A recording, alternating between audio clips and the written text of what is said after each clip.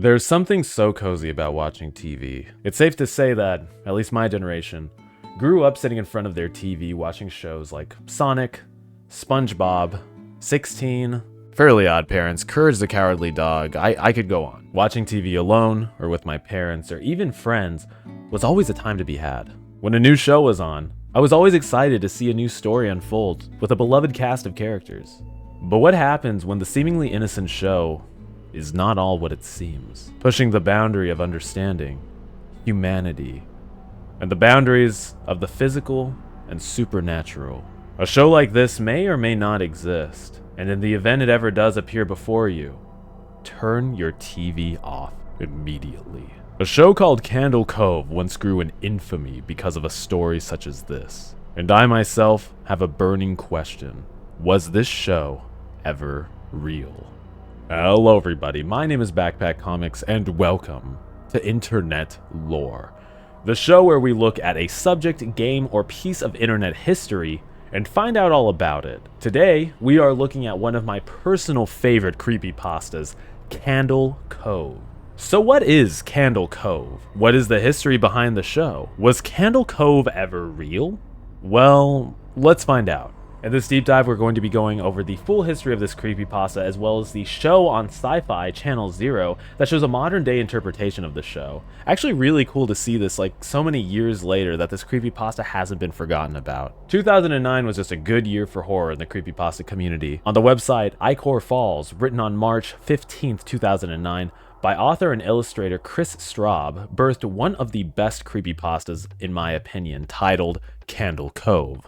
One thing to note about creepypastas, especially in my extensive and endless deep dives on Slender, is that the creepypasta community usually controls and tweaks the narrative.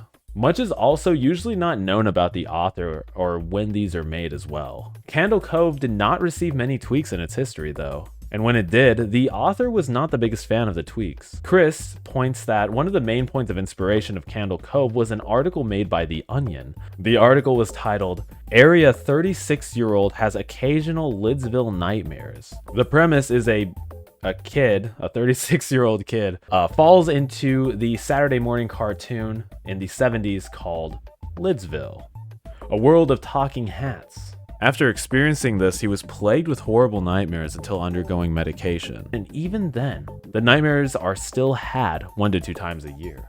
Before we really dive into what the mystery of Candle Cove is, I would like to quote the creepypasta exactly, just so we're familiar with the story. I pieced together a little movie to make the read a little more interesting. If you would not like to hear the creepypasta, you can skip to this timestamp right now. But without further ado, let's read this little pasta. Net Nostalgia Forum. Television. Local. User SkyShale033. Subject: Candle Cove Local Kids Show? Does anyone remember this kids show? It was called Candle Cove. I must have been 6 or 7. I never found reference to it anywhere, so I think it was on a local station around 1971 or 72. I lived in Ironton at the time. I don't remember which station, but I do remember it was on a weird time, like 4 p.m. Mike_Painter65. Subject: Candle Cove Local Kids Show? It seems really familiar to me. I grew up outside of Ashland and was 9 years old in 72. Candle Cove. Was it about pirates? I remember a pirate marionette at the mouth of a cave talking to a little girl. Skyshow responding, "Yes. Okay, I'm not crazy. I remember Pirate Percy. I was always kind of scared of him. He looked like he was built from parts of other dolls. Real low budget. His head was an old porcelain baby doll. Looked like an antique that didn't belong on the body. I don't remember what station this was. I don't think it was the WTSF though." Jargon 2005 responding, "Sorry to resurrect this thread, but I know exactly what show you mean, Skyshale. I think Candle Cove only ran for a couple of months in 71, not in 72. I was 12 and I watched it a few times with my brother. It was Channel 58, whatever station that was. My mom would let me switch to it after the news. Let me see what I remember. It took place in Candle Cove, and it was about a little girl who imagined herself to be friends with pirates. The pirate ship was called the Laughingstock, and Pirate Percy wasn't a very good pirate because he got scared too easily. And there was calliope music constantly playing. Don't remember the girl's name. Janice or Jade or something. I think it was Janice." Skyshale responding, Thank you, Jaren. Memories flooded back when you mentioned the laughingstock in Channel 58.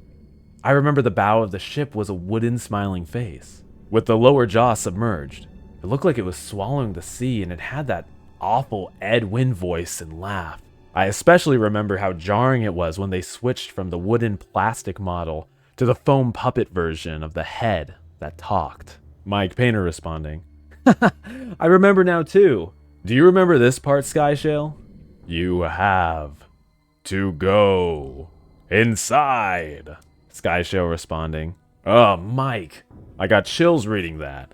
Yes, I remember. That's what the ship always told Percy when there was a spooky place he had to go in, like a cave or a dark room where there was treasure. And the camera would push in on the laughingstock's face with each pause. You have to go inside. With his two eyes askewed and that flopping foam jaw and the fishing line that opened and closed it. Ugh. It just looks so cheap and awful. You guys remember the villain? He had a face that was just a handlebar mustache above really tall, narrow teeth. Kevin Hart responds, I honestly thought the villain was Pirate Percy.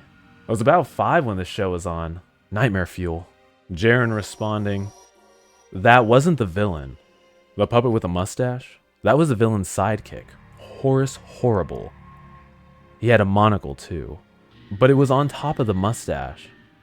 I used to think it meant he only had one eye. But yeah, the villain was another marionette, the Skin Taker. I can't believe what they let us watch back then. Kevin Hart responding, Jesus H. Christ, the Skin Taker. What kind of a kid's show were we watching? I seriously could not look at the screen when the Skin Taker showed up. He just descended out of nowhere on his strings. Just a dirty skeleton wearing that brown top hat and cape. And his glass eyes? They were too big for his skull. Christ almighty. Skyshale responding, wasn't his top hat and cloak all sewn up crazily? Was that supposed to be children's skin? Mike Painter responding, yeah, I think so. Remember, his mouth didn't open and close. His jaw just slid back and forth. I remember the little girl said, why does your mouth move like that? And the Skin Taker didn't look at the girl, but at the camera, and said, to grind your skin. Skyshale responding, I'm so relieved that other people remember this terrible show.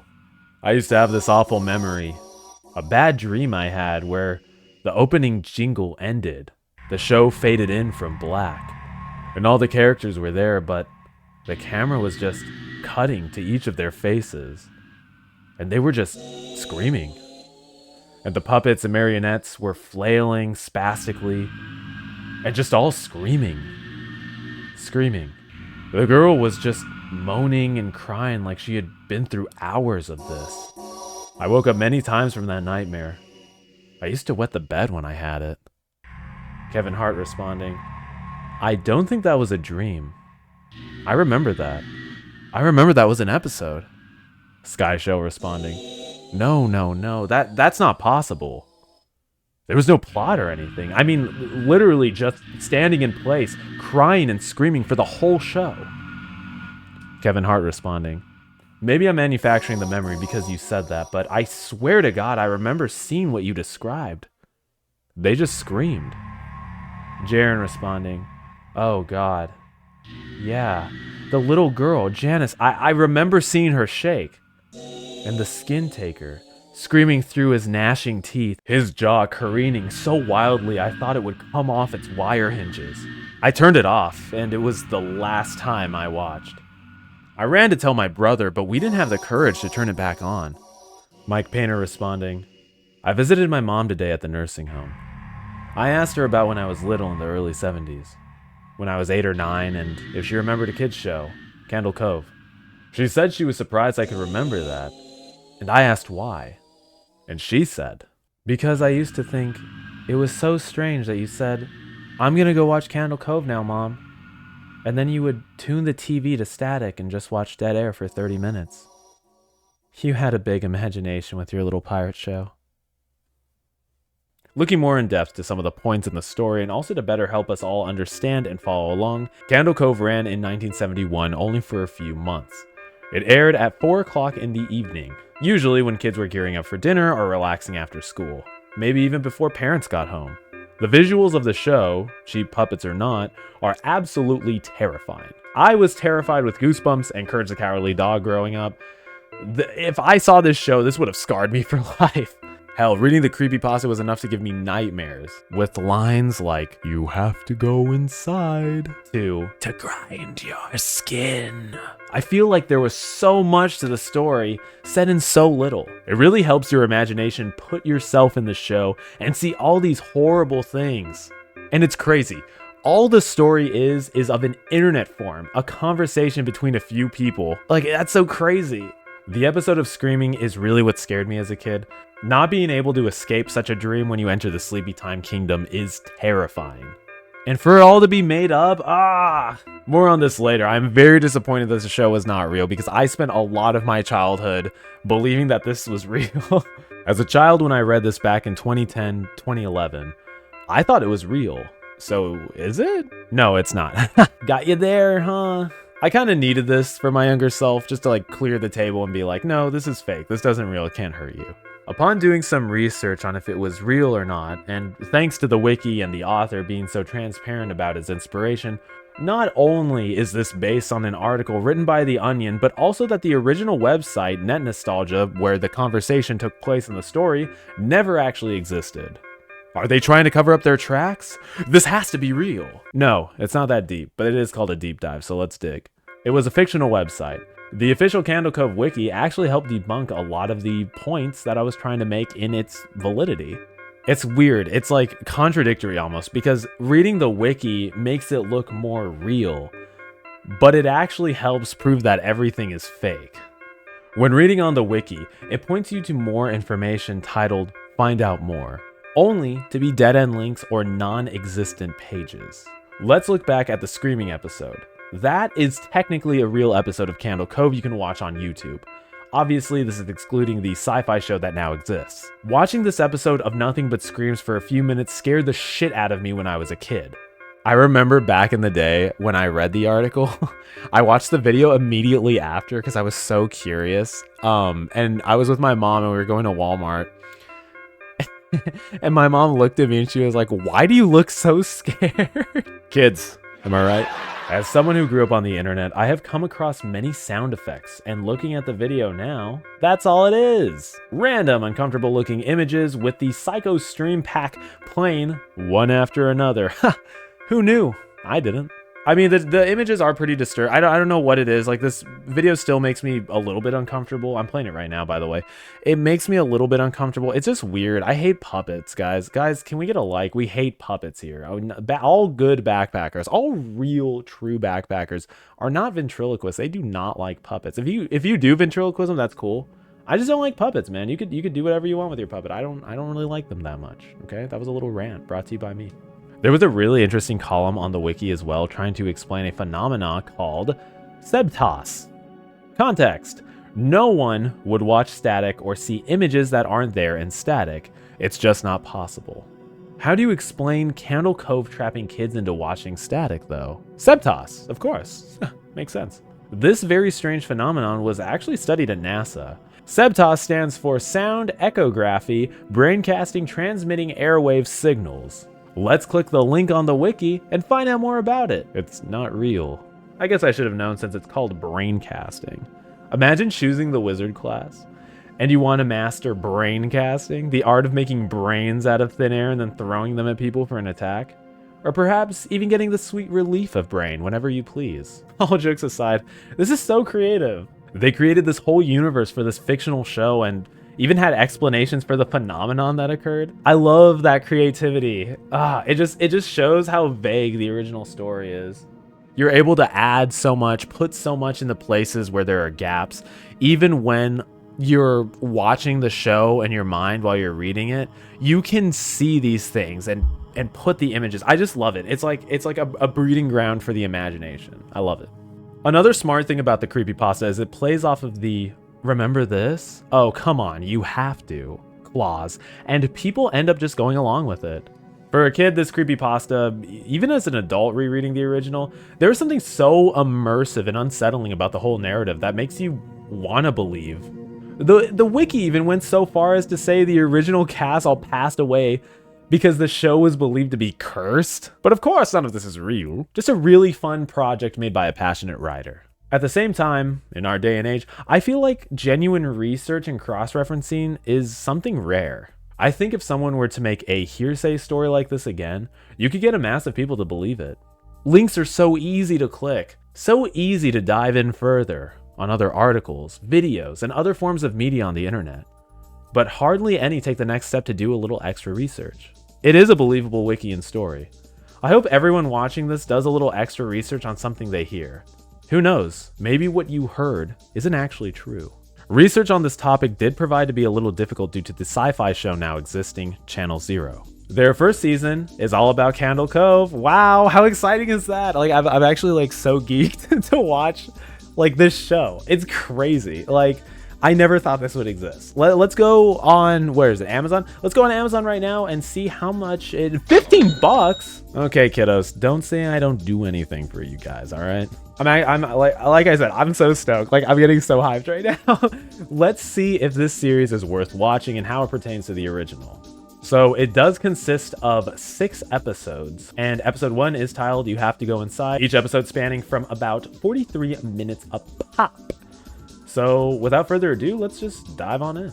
Now, this is a 6-episode miniseries, and a lot happens in each and every episode. I'm going to summarize it very briefly, though I do recommend watching the full show. I have a review with spoilers at the end of the segment, so skip ahead if you want to watch it for yourselves. If you want a much more in-depth look, let me know down in the comment section below, and I will do a full video on Candle Cove season of Channel Zero, or even a full series on all the seasons. Essentially, it follows the story of Mike Painter, who is the only one who remembers the horrifying show Candle Cove. He goes back to visit his family and lies that he is writing a book about mysterious murders that occurred in 1998. He is soon shocked when he realizes that the haunting incidences that occurred so long ago are once again happening. His twin brother, Eddie, his body was never found. The show is littered with references to its source material as well as creative and new ways to tell the story, with a serious mystery and twists that truly no one was expecting. This took me about 3 days to watch with my scheduling and such. Like, firstly, thoughts on the show. I actually really enjoyed it. I thought that the creative liberties were a lot of fun. Everything really began to fall into place after episode 4. I'm annoying to watch TV with because I like to predict ahead to see what'll happen. Even when speculations were correct, it still managed to have moments of like genuine shock. The cinematography and the way the symbolism and clues were sprinkled throughout the show is genius. The show would have been nothing without the use of camera angles and tension building. The scores as well told a great story of dread and suspicion. I enjoyed greatly too that it never felt like too much or too campy at any point. A little maybe some parts of episode 6, it was just the hall of jump scares, but eh. So what does this all mean? The loss of purity. At first, I thought Candle Cove may represent a sort of safe place for kids, a place to take solace and escape, but even in the creepypasta, this is proven false. We know Eddie created this world after a traumatic event, the world changing around him because of the violence he endured and wasn't able to handle. This show he created was a portal of the harshest realities of the world. Kids, usually representing bliss and a sort of purity, is twisted in this show, and they become killers, conveying that kids are extremely capable of similar acts to that of adults. To point to events in real life, we can see that this is also true, as sad as that is. I struggle to understand the overall message of this. The psyche of adult and child are one and the same? Mike was committed to a psych ward, and the children are manipulated by the ghostly voice of a show that seeks revenge. Is it conveyed to protect our kids? Monitor and preserve innocence, that being media and things taken in? Or is it asking us to introduce them to reality so that they will be more ready for it when their social life begins? Maybe this even shows a level playing field between adult and children, showing that they are just little us's, growing in an ever-changing world. Eddie definitely uses the weak as his pawns, which is why children or trauma-stricken adults are susceptible to the show. as we see many of the adults begin to see what Mike was able to see all along. Though Mike did have a part in the creation of the world, I believe it truly became his when witnessing the murders. This can also go back and tell the audience that the minds of children are weak when left to the harsh darkness that occurs in our world. It's actually really fun that the show has so many facets as to what could be true and what could be not. Kind of up to you what you want to take out of it. There was also a part of the show whether I questioned what was happening with Candle Cove was the sight through the eyes of an unreliable narrator. This thought was soon absolved when everyone was seeing the same thing. Or was it? I don't know. Well, I have a little theory. Maybe because of what everyone was saying around them and the depressing sights that were intook by characters made them see what they were told. I believe that the paranormal aspect of the show, seeing the Eddie Toofsman, the children murdering people, and the show as an idea appearing before them is real in this world. I think that a theory on why this is all in Mike's head or him convincing the other characters that it's real would be a fun thought to consider. Last thought on just the comparison from the source material to the show, I think that they are leagues different. I really like how similar and different they are, and the subtle references to fan creations and small details left in the short internet horror story. I am not sure how much Chris Straub had on the creation of the show, but he is credited as one of the writers from what I assume is the source material. I wonder how much of a part they had in making the show. It's also like, isn't this so exciting to see? A creator on the internet making something they're passionate about to become a full-fledged show on Syfy. Side note as well, speaking about Syfy, I am very impressed. I was used to seeing stuff like Sharknado. I actually grew up a lot with the Syfy network as a kid. My dad is a huge sci-fi head, I guess. So we watched a lot of really corny movies growing up. Again, was used to more of like the Sharknado-esque feature-length films on Syfy, but maybe Syfy has more hidden gems than I thought. Let me know if you guys know any down below. What was the point of this video, guys? Was Candle Cove real or not? It's not. It's not real. It's an idea. I'm going that route. This early 2000s creepypasta haunted the minds and the imaginations of all those who read it. But if it lives in our ideas, doesn't that mean it's a little real? So what did you guys think about Candle Cove? Did you guys grow up with the creepypasta? Did you guys enjoy the show? What do you think the message was? I would love to hear your thoughts down in the comment section below. While you're down there, why don't you give us a big smackaroo, a big thumbs up, a big like, if you truly did enjoy the video, as it does help support the channel. And while you're there, you know, just a little bit to the right, bing, the subscribe button, the big red. Pick up a backpacker, become a backpacker today. And with that, my name is Backpack Comics, and I will see you guys in the next video. Bye-bye. Have a nice night.